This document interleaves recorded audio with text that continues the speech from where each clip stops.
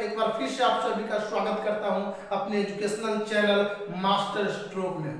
दोस्तों आज मैं फिर से बात करने वाला हूं क्लास 10th एनसीईआरटी मैथ्स से, और आज हम लोग चैप्टर 3 अध्याय 3 से बात करेंगे। दो चर वाले रैखिक समीकरण युग्म, pair of linear equation in two variables. तो आज हम लोग एक्सरसाइज डील नहीं करेंगे। आज हम लोग इस अध्याय में, इस चैप्टर में कौन कौन से कॉन्सेप्ट यूज होने वाले हैं उसके बारे में देखेंगे। यानी इसको कह सकते हैं आज थोरो क्लास है। आई मीन बेसिक जो इसमें क्या क्या चीज पढ़ना है उसके बारे में ध्यान देंगे। और मैं कहता हूं कि यह एक्सरसाइज से भी ज्यादा इंपॉर्टेंट आज का क्लास होगा। बहुत ही मजा आने वाला इस क्लास में, क्योंकि बहुत सारे कॉन्सेप्ट क्लियर होंगे। आज मैं एक एक करके सारे कॉन्सेप्ट को क्लियर करते जाऊंगा ताकि आपको एक्सरसाइज करने में, एक्सरसाइज को डील करने में कहीं से कोई दिक्कत ना हो। तो आइए शुरू करते हैं। तो देखिए, अब समझते हैं। तो जैसा कि हम बोले थे कि अध्याय 3 दो चर वाले रैखिक समीकरण युग्म, एक एक वर्ड को, यहाँ पर एक एक शब्द को और एक एक चीज को मैं बिल्कुल तोड़ के बताऊंगा। मतलब जो भी आपके मन में जो भी मतलब कि कंफ्यूजन आ रहा है, हर कॉन्सेप्ट को क्लियर करते हुए चलूंगा। सबसे पहले देखते हैं कि चैप्टर जो है उसके बारे में समझते हैं क्या है। आप यहां देख रहे हैं दो, ये तो कांस्टेंट है, दो 1 2 जैसे बोलते हैं, दो चर तो आप पढ़ चुके हैं। चर जो होता है, चर वह होता है जिसका मान स्थिर नहीं रहता है। अलग अलग क्वेश्चन के अकॉर्डिंग एक्स के यानी चर के अलग अलग वैल्यू आते हैं। चर के लिए एक्स वाई जेड ये सब से डिनोट करते हैं चर को। तो चर समझ गए होंगे, चर एक्स वाई जेड जो भी है, इसमें एक्स वाई ज्यादा यूज होगा। एक बार फिर से बताते हैं, चर वह है जिसका मान स्थिर नहीं रहता है। क्वेश्चन के अकॉर्डिंग उसके अलग अलग मान आते रहते हैं। चलिए, चर भी समझ गया। अब देखिए यहां पर समझना है रैखिक, बहुत इंपॉर्टेंट चीज है रैखिक, ठीक है ना। तो आप जानते हैं कि समीकरण को, बहुपद को जो है चर के आधार पर अलग और उसके टर्म पद के आधार पर अलग अलग तरह से बांटा गया है। तो यहां मैं घात से बात करूंगा, घात के आधार पर मैं बात करता हूं। तो रैखिक समीकरण उसको बोलते हैं जिस समीकरण का जो घात जो होता है यहां पर उसका एक हो, चर का। यहां पर हम लोग समझते चलेंगे इसको। ये देख रहे हैं एक्स वाई ये सब जो है, इसका जो पावर है यहाँ पे 1 होनी चाहिए, जो साइलेंट रहता है, ठीक है ना। क्लियर हो रहा है कॉन्सेप्ट। यहाँ पर अगर 2 हो गया तो ये 2 घात हो गया। यहाँ पर अगर ये 3 है तो 3 घात हो गया। यहाँ पे कुछ भी नहीं है तो 1 साइलेंट है तो 1 घात है। तो याद रखेंगे, इसको हम लोग बोलते हैं त्रिघात, ठीक है ना, त्रिघात। यहाँ पर अगर हो जाए तो द्विघात, यहाँ पर 1 है तो 1 घात। तो याद रखेंगे यही वाला। आप पूरा क्वेश्चन में कहीं भी ये पावर शो नहीं होगा, 1 ही रहेगा, यानी जो साइलेंट रहता है इस पे कहीं भी पावर नहीं दिखेगा। तो याद रखेंगे। तो ऐसे कर सकते हैं एक घात वाले, ठीक है ना, जिसका डिग्री जो है पावर हो 1 हो, एक घात वाले को रैखिक बोलते हैं, ठीक है। तो चलिए रैखिक समझ गए। तो एक घात वाले समीकरण। अब यहां पर समझना है युग्म, इसको बोलते हैं पेयर। युग्म बोलने से पेयर यानी जो जोड़ा में हो, यानी एक से अधिक दो पेयर कब होता है, सिंगल से तो नहीं बनते हैं ना, कोई और से आकर दो। तो यहाँ पर हम लोग पढ़ रहे हैं युग्म। तो युग्म का अर्थ होता है 2। तो ये क्लियर हो जा रहा है यहाँ से चैप्टर को, अगर मैं नेम को अगर पढ़ता हूँ तो क्लियर हो जा रहा है कि यहाँ पर 2 चर का काम होने वाला है, ठीक है ना। उसको हम लोग इस पूरे एक्सरसाइज में एक्स और वाई से डिनोट करेंगे, ठीक है ना, रिप्रेजेंट करेंगे। और रैखिक समीकरण ये समझ में आ गया कि इसमें एक घात वाले, यानी किसी पे 2 पावर 3 पावर नहीं दिखने वाला है चर का घात। और यहाँ पर समझेंगे युग्म यानी कि जोड़ा, ठीक है ना। पेयर का मतलब अर्थ 2। तो हर क्वेश्चन में यहाँ पर के 2 इक्वेशन होंगे, equation first and equation second, यानी कि समीकरण 1 और 2। देखिए, तो सबसे पहले यह किस मॉडल का होता है, किस तरह का होता है ये। इसके लिए हम लोग स्टैंडर्ड फॉर्म जिसको बोलते हैं मानक रूप या फिर जनरल फॉर्म भी बोल सकते हैं। आइए हर चीज को एक एक से समझते चलेंगे। ये किस तरीके का होता है दो चर वाले रैखिक समीकरण युग्म, उसको देखते हैं। यहाँ पर देखिए a1x plus b1y plus c1 equal to 0, बिल्कुल यही जो है इसका मानक रूप है। इसी तरह का, इसी मॉडल एज ए फर्मा इसको बोल सकते हैं, ऐसे ही होंगे। और ये देखिए यहाँ पर इसको आप कह सकते हैं इक्वेशन फर्स्ट, ठीक है ना, अलग है। यहाँ पर देखिए a2x plus b2y plus c2 equal to 0 equation second. तो देखिए युग्म है ना, दो चर था, देखिए यहाँ पर x और y, दो ही चर है ना, x और y। अब देखिए किसी पे पावर दिख रहा है यहाँ पे, इस तरीके पावर आपको नहीं दिख रहा है ना, एक पावर यहाँ पर है जो साइलेंट रहता है, मैंने पहले ही बताया था यहाँ पर, यानी कहीं पे दो पावर नहीं दिखेगा, पूरे चैप्टर में कहीं नहीं दिखेगा। तो आप समझ गए होंगे कि कोई भी पूछ देगा आपका मानक रूप क्या आता है, a1x plus b1y plus c1 equal to 0, a2x plus b2y plus c2 equal to 0। अगर आप ये मानक रूप जो है स्टैंडर्ड फॉर्म याद कर लिए तो ये बहुत ही आगे काम आने वाला है। अब देखिए जहां a1 b1 c1 a2 b2 c2 सभी वास्तविक संख्या है। जी हाँ, ये यहाँ पर जो a1 b1 c1 जो है वह कोई जो है रियल नंबर से यहाँ पे कोई डिजिट हो सकता है। जैसे अब हम बताते हैं, सपोर्ट डिजिट को समझते चल रहा है कि यहाँ पर a1 का वैल्यू अगर 2 है तो 2x हो जाएगा। अगर b1 का वैल्यू वास्तविक संख्या ना, रियल नंबर, अगर -3 है तो -3y, c1 का वैल्यू अगर 7 है तो 7 इक्वल टू 0। यहाँ पर अगर हमारा 9 है तो 9x, b2 का अगर वैल्यू प्लस 6y है, 6 है तो 6y हो जाएगा। यहाँ पर अगर हमारा -9 है या कुछ भी हो सकता है बराबर 0, तो आप कह सकते हैं ये जो आप दिख रहा है आपको, जो मैंने बनाया यहाँ पर, ये जिसको मैं अंडरलाइन कर रहा हूँ, इसी फॉर्मा का आपका पूरे एक्सरसाइज में आपका क्वेश्चन जो है वह मिलने वाला है। तथा x और y जो चर, इसमें x और y जो दिख रहा है आपको, ये सब यह जो है चर है, और a1 b1 c1 के जगह पर इस तरीके का कोई डिजिट होंगे, कोई अंक होंगे। चलिए तो इसको हम लोग समझ लिए हैं। अब हम लोग जो है अब इसको बताएंगे कि दो चर वाले रैखिक समीकरण युग्म को कितने तरीके से हल कर सकते हैं या फिर इसके कितने मेथड होते हैं। तो ऐसे और सारे मेथड होते हैं, लेकिन आपको एनसीईआरटी मैथ में या ऐसे भी मुख्यतः मेन जो मेथड है वो दो है। यहाँ देखेंगे हल करने की प्रमुख विधियां, मेथड्स तो दो है, यहाँ आप देख रहे हैं प्रमुख मेन दो है, ठीक है ना। तो याद रखेंगे पहला जो है ग्राफीय, जिसको ज्यामितीय भी बोलना है, हर चीज को समझते चलना है, ठीक है ना। केवल एक्सरसाइज डील करना बड़ी बात नहीं होता है, आपको समझना पड़ेगा, हर एक टॉपिक को, हर एक चीज को समझना पड़ेगा। ग्राफीय को भी हम लोग क्या बोलते हैं, ज्यामितीय, ठीक है, समझ में आ रहा होगा। अब देखिए तो इसको इंग्लिश में बोलते हैं ग्राफिकल मेथड, ठीक है ना। अब देखिए ये पहला मेथड था। दूसरा है बीजगणितीय विधि, जिसको बोलते हैं अलजेब्रिक मेथड। तो इसको दो चर वाले रैखिक समीकरण को हल करने के मुख्यतः जो है वह दो विधि है। ऐसे बहुत सारे बच्चे इस चीज को नहीं समझते हैं, पूरा इसको सब जोड़ के बहुत सारे मेथड बनाने लगते हैं। इसके मुख्यतः दो ही विधि है। अब हम बताएंगे कि इसके अंदर ग्राफीय विधि जो है उसके अंदर में क्या सब करना है। बहुत बड़ा कॉन्सेप्ट क्लियर होने वाला है इस वीडियो में, ठीक है ना। अब देखिए दूसरा जो है बीजगणितीय विधि, उसके अंदर में कौन कौन से मेथड आते हैं उसको भी समझते हैं। तो आइए आगे देखते हैं।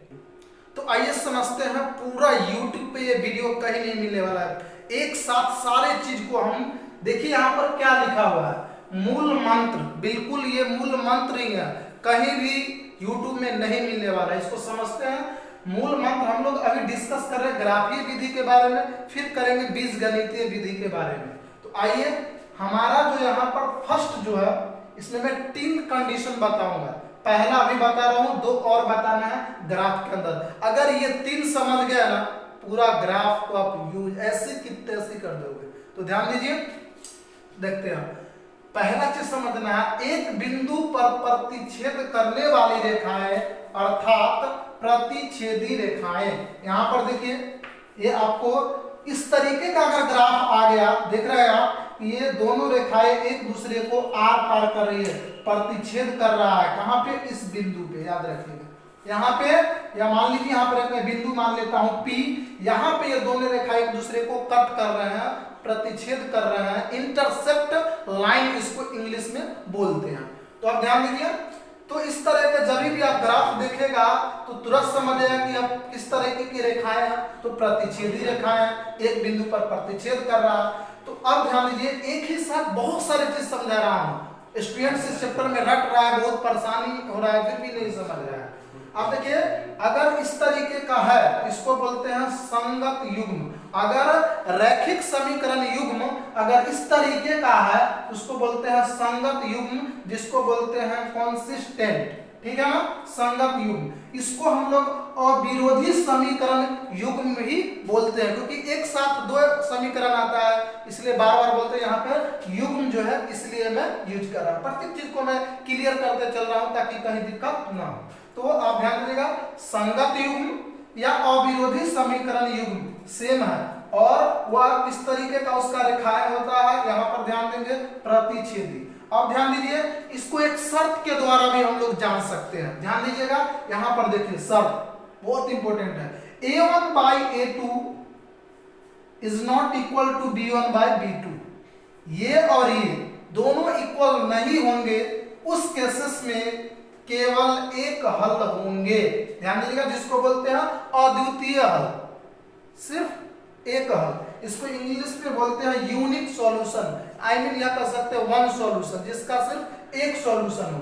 अगर आपका एक बिंदु पर रेखाएं प्रतिच्छेद करती है, उसके कितने हल होंगे? एक हल होंगे।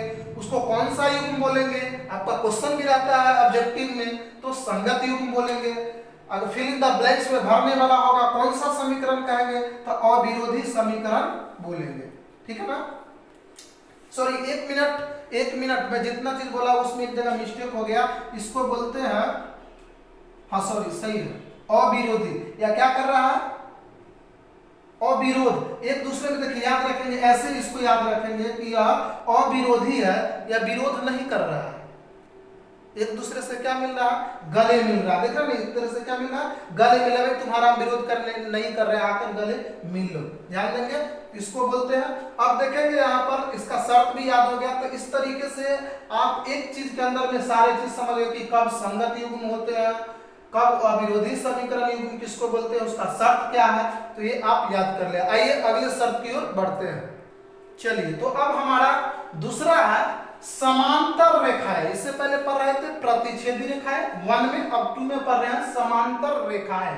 याद रखिएगा, इसको हम लोग बोलते हैं असंगत युग्म। उस समय पढ़े थे संगत युग्म यानी कंसिस्टेंट, यहाँ पर पढ़ रहा है इनकंसिस्टेंट, ठीक है ना, असंगत युग्म, ठीक है ना। इस तरीके के जो रैखिक समीकरण का युग्म होता है उसको बोलते हैं असंगत। ध्यान दीजिएगा, उसको विरोधी समीकरण युग्म भी कहते हैं। विरोधी कैसे याद रखेंगे? यहाँ पे देखिए, इस लाइन को देखिए, गौर से देखिए, सारा कॉन्सेप्ट को क्लियर करते हुए चलेंगे।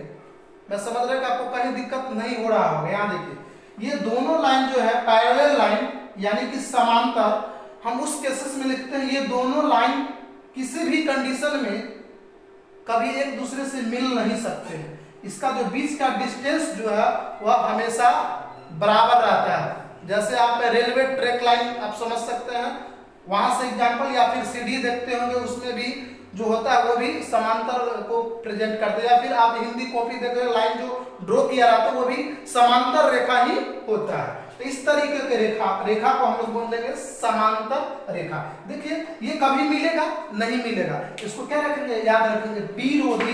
भाई हम तुमसे विरोध कर रहे हैं, कभी आपस में नहीं मिलेंगे। उस समय था अविरोधी फर्स्ट वाले के केसेस में, तो वहां पे एक दूसरे को इस तरीके से क्रॉस कर रहा था, क्या भाई हम गले मिल गए। और यहाँ पर बोलता है कभी नहीं मिलेंगे, तुम अलग और हम अलग बिल्कुल रहेंगे। तो ऐसे भी याद रखेंगे, विरोधी समीकरण या इसको असंगत समीकरण युग्म भी बोलते हैं। ध्यान दीजिएगा, एक और ध्यान देने वाली बात है, असंगत समीकरण युग्म भी बोलते हैं। चलिए, इसका कंडीशन क्या है, शर्त क्या है? शर्त के अकॉर्डिंग कैसे जानेंगे कि कैसी रेखाएं होंगे, कौन से समीकरण कहेंगे, कौन सा युग्म है, इसको ये शर्त याद रखेंगे A1 by A2 is equal to B1 by B2 और not is equal to C1 by C2, यानी ये दोनों इक्वल होंगे बट ये इक्वल नहीं होंगे। तो इसको इस तरीके से याद कर लेंगे। अगर ऐसा कंडीशन है तो रेखाएं क्या होंगे, यहाँ पर ध्यान देंगे, रेखाएं होंगे समांतर और कैसा युग्म होगा, असंगत युग्म होगा, यानी विरोधी समीकरण युग्म। आइए अब लास्ट कंडीशन जो है तीसरा, उसकी ओर चलते हैं। चलिए अब ये हमारा लास्ट है, देखेंगे तीसरा रेखाएं किस तरीके का होता है, क्योंकि ग्राफ जो है उसमें बिल्कुल एक लाइन ड्रॉ होता है, सरल रेखा। मैं रेखा के अकॉर्डिंग सारी चीज को समझ रहा हूं। अब है समपाती रेखाएं। फर्स्ट में क्या पढ़े थे, एक बार रिवाइज कर लेते हैं। प्रतिच्छेदी रेखाएं, 2 में पढ़े थे समांतर रेखाएं और 3 में यहाँ पर है समपाती रेखाएं। याद रखेंगे, इस तरीके के युग्म को हम लोग बोलते हैं संगत युग्म। अब आप कहिएगा कि सर एक केसेस में और फर्स्ट वाले केसेस में भी आप प्रतिच्छेदी रेखाएं में भी संगत युग्म ही बोले थे, तो बिल्कुल याद रखेगा 2 कंडीशन में संगत युग्म होता है, प्रतिच्छेदी के साथ भी और समपाती के साथ भी। तो ये नोट करने वाली बातें हैं, इसको याद कर लें, ठीक है। अब इसको बोलते हैं आश्रित समीकरण युग्म। आश्रित समीकरण युग्म भी इसको बोलते हैं। अब क्यों बोलते हैं, तो हर रेखा में मैं कुछ वीक बताता हूँ, वीक पॉइंट बताता हूँ, जिससे आप तुरंत रीड कर लोगे। तो यहाँ भी देखिए, यहाँ पे आश्रित कैसे, ये लाइन देखिए, एक लाइन ड्रॉ किया हुआ है और फर्स्ट समीकरण का और सेकेंड समीकरण का हम अगर फिर से लाइन ड्रॉ करेंगे तो ये इसी पे आ जाता है पुनः, ठीक उसी लाइन पे, ठीक है ना। तो जब एक ही लाइन पे दूसरा लाइन खींचा जाए उस केसेस में संपाती रेखा, यानी कि देखिए आश्रित, हम तुम पे आश्रित है, ठीक है ना, जहां तुम वहां मैं, बिल्कुल याद रखेंगे, जहां तुम वहां मैं, इस तरीके से आश्रित याद रहेगा, यानी एक ही लाइन पे डबल ड्रॉ कर दिया जाता है। अच्छा, इसको पहचानने का मैं एक बहुत ही इंपॉर्टेंट चीज बता रहा हूं, ध्यान देंगे कि अगर आपका इक्वेशन फर्स्ट और सेकेंड यानी समीकरण 1 और 2 दोनों तुल्य हो जाए, यानी एक समान हो जाए, इक्वल आ जाए, तभी उसी कंडीशन में आश्रित समीकरण और उसका जो ग्राफ खींचते हैं उसकी रेखाएं जो होती है वह जो होता है संपाती रेखाएं हो जाती है, ठीक है ना। इसको याद रखेंगे कि डिपेंडेंट लाइन याद रखेंगे, इसको बोलते हैं इंग्लिश में कि जब समीकरण 1 और 2 उसको अगर आप सरल करेंगे, अगर दोनों इक्वल आ जाए, तुल्य एक समान, समीकरण 1 और 2 दोनों में कोई डिफरेंट नहीं है, तो उसका ग्राफ डिफिनिट तौर पे एक ही तरीके का आएगा, ठीक है ना। और इस तरीके का जो क्वेश्चन है उसके हल कितने होंगे, इसको याद रखेंगे, इसके होंगे अपरिमित रूप से अनेक हल, अपरिमित रूप से अनेक हल होंगे, जिसको बोल सकते हैं मेनी सॉल्यूशन। याद रखिएगा, मेनी सॉल्यूशन, यानी इसके एक हल नहीं होंगे, अनेक हल होंगे, ठीक है ना। तो याद रखेंगे। अब देखिए इसी के सहारे हम सब याद कर लिए। शर्त इसका क्या है, A1 by A2 is equal to B1 by B2 is equal to C1 by C2, तीनों के तीनों क्या होंगे, इक्वल होंगे, तब आश्रित समीकरण युग्म होगा, रेखाएं को हम लोग संपाती बोलेंगे। और इस तरीके का कोई कंडीशन है तो उसके मेनी सॉल्यूशन, बहुत सारे हल होंगे। मैं एक चीज मिस कर गया था, दूसरे कंडीशन में उसके हल के बारे में नहीं बताए थे, तो इसको एक बार समझ लेते हैं। हमारा दूसरा था A1 by A2 is equal to B1 by B2 not is equal to C1 by C2, इसके हल की बात कर रहे हैं, इसके कितने हल हो सकते हैं, तो इसके याद रखेंगे नो सॉल्यूशन, इसका कोई सॉल्यूशन नहीं होगा, आई मीन कर सकते हैं कोई हल नहीं होंगे। याद रखिएगा, जो विरोधी है, विरोध करता है, उससे कैसे हल निकलेगा, ठीक है ना। तो उसके याद रखेंगे। आप सेकंड वाला में जाकर के वीडियो को बैक करके आप देख सकते हैं, वहां पर हम ये सब कुछ लिखा दिए थे, वहां पर सॉल्यूशन के बारे में डिस्कस नहीं किए थे। तो याद रखेंगे नो सॉल्यूशन, यानी कि इसका कोई हल नहीं होगा, ठीक है। अब हम लोग जो 2-4 वाले रैखिक समीकरण हल करने के 2 विधियां बताएं, जिसमें से एक विधिया ग्राफीय विधि का पूरा मूल मंत्र को समझ गए हैं। अब थोड़ा सा हम डिस्कस करेंगे बीजगणितीय विधि के बारे में। तो आइए अब लास्ट चीज को समझते हैं, बीजगणितीय विधियां, ठीक है ना, अलजेब्रिक मेथड। इसको सोल्व करने के ऐसे बहुत सारे मेथड है, लेकिन इसमें आपको एनसीईआरटी में 3 ही मेथड है जिसका मैं अभी चर्चा करूं। इसके अलावा जो है कंपेयरिंग मेथड जो है, जिसको बोलते हैं तुलनात्मक विधि, एक 2 और मेथड जो करना है, बट हम लोग 3 के बारे में समझते हैं। पहला है प्रतिस्थापन विधि, सब्स्टिट्यूशन मेथड। दूसरा है विलोपन विधि, जिसको हम लोग लुप्तीकरण भी बोलते हैं, लुप्तीकरण विधि जिसको बोलते हैं इलिमिनेशन मेथड। और लास्ट है ब्रश गुणन विधि, जिसको बोलते हैं क्रॉस मल्टीप्लिकेशन मेथड। तो ये सारे मेथड जो है, इसको हम एक्सरसाइज में जब आएंगे तो सारे मेथड को अलग अलग करके डिस्कस करेंगे और सारे कॉन्सेप्ट को समझेंगे कि ये मेथड क्या है, ये कैसे होता है। तो आज से इतना ही।